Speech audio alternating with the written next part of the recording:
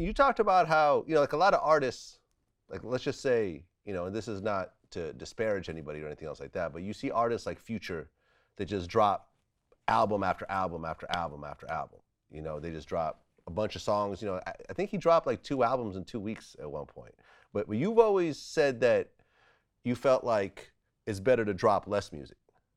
Yeah, I don't think about dropping album after album. Like I'm gonna drop a big album, cause people drop album after album after album, and all them flock.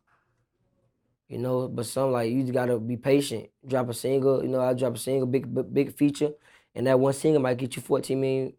All right, and then when you drop the album, it's gonna be crazy. Yeah, so you're more of a quality rather than quantity. Yeah. Yeah, I mean, I think that's kind of missing these days. I think that people are just trying to throw shit out as quickly as possible, just because there's so much music out there that people don't work on shit the way they used to anymore. Yeah, definitely. Okay, so you have these songs that are doing numbers, and you start doing shows. And I looked on your Instagram. A lot of girls seem to run up on stage during these shows. Yeah, the girls love me, man. Girls love me, man. I'm a ladies man, for real. I think you had posted up this one picture of a girl with like her hand like in your pants, like on stage. Yeah. But what's some of the craziest things that you've experienced so far from doing these shows? Man, girls be touching me in all kinds of places. Girls be crying over me, stuff like that. I mean, how does that feel? Because this is all so new to you. Like, you've never experienced all this before. At first, I was like shocked, like, oh my God. But now, I'm used to it. Like, I'm a superstar, so I go in there like a superstar. I come out like a superstar. Yep. Now, and I hear this story a lot with people I interview. Once things start going good, you have to start cutting off people around you. You actually talked about this before. I ain't really had to cut off nobody around me because I ain't never had nobody before I had fame or when I had fame, I never had nobody around me except for me and my brother and my boy. Freeway, okay. That's my boy. I've been with him. I never hang around nobody else. Okay, so you had a small circle to begin with. Yeah, I had a small circle before I even started. Okay. You've talked about how you had to move out of Jacksonville and you felt like you were a target over there. Yeah, I ain't say I was target. I'm not gonna say I was target, but I can't stand my city. Like I got a lot of big stuff going on right now. I just signed a major deal. Like why would I stay in my city? Why would I be in there? It's a lot of hate and it's a lot of love, and I feel like if I stay in there, somebody hateful gonna try to hurt me and try to burn me down. We should talk. Yeah, I mean, you saw what happened with XXX and Tentacion. Right there in Florida. People loved him to death out there, but also, he was reminding people that he had a lot more than them. Yeah. I mean, give me an example of, because you say you dealt with the hate. Like, give me an example of the hate that you get back home. Like, before I started music, nobody want to play my music, Before I started, like, nobody used to mess with me, Like, nobody, they used to clown me. They used to take me as a joke, for real. Like, in my city, they used to take me as a joke. Like, but I love my city. But they used to take me as a joke. They used to, like, I wanted to perform. I used to pay a lot of money, They ain't believing me until I made them out a witness. Yeah. Yeah. Now everyone's saying, oh, yeah, I always knew he was going to blow up. Yeah. You know how that go. Okay. So you actually had to move out then. So you live somewhere else.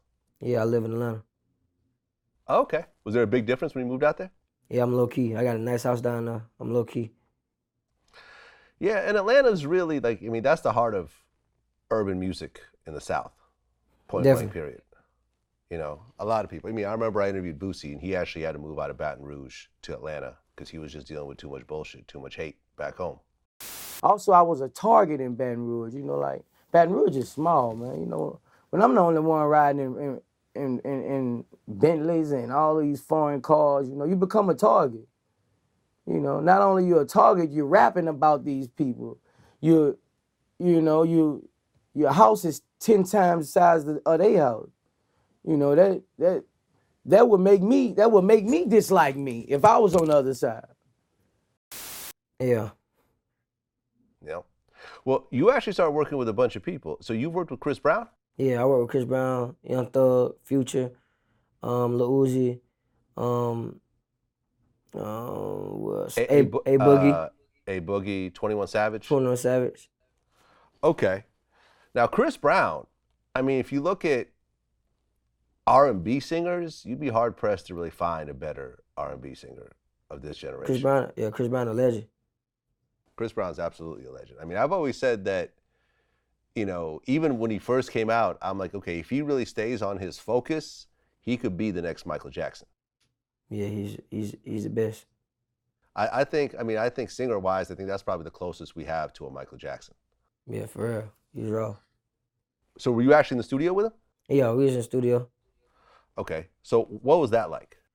He cool, you know, he got vibe. Chris Brown he's very talented, man. You know, he teach me a lot of stuff too. He teach me a lot. He always tell me like grind hard, keep going, go crazy, you know? Like he cool, like that's like big brother, you feel me? Like when I first met him, like I was shocked, but I started hanging around him a lot. He cool, you know? Like he teach me, I try to learn his dance moves and stuff. I'm trying to let him teach me how to dance. Oh yeah, no, I heard Chris Brown, like he's always dancing. Like it's not just on stage. Like if he's just hanging out, he's practicing moves and everything. Everywhere. Yeah. Yeah, no, I mean, I think people don't really appreciate how much of a contribution Chris has made. Like he's on some other shit. Now, Young Thug, you were in the studio with him? Yeah, we made like 3 songs together. Okay. And Young Thug, I felt kind of changed hip hop. You know, I felt like he really took hip hop and R&B and kind of drew it a little bit closer together. Man, Young Thug made a whole nother different way. That man is crazy, man. Like his voice is an instrument, man. Like it's crazy, man. You gotta be in the studio with him. Yep. Yeah, no, he's dope, man. And he continues to drop dope shit. You know, out of all the artists you worked with, which ones do you think really made the biggest impact on you? Young Thug. Okay, so Young Thug. Yeah.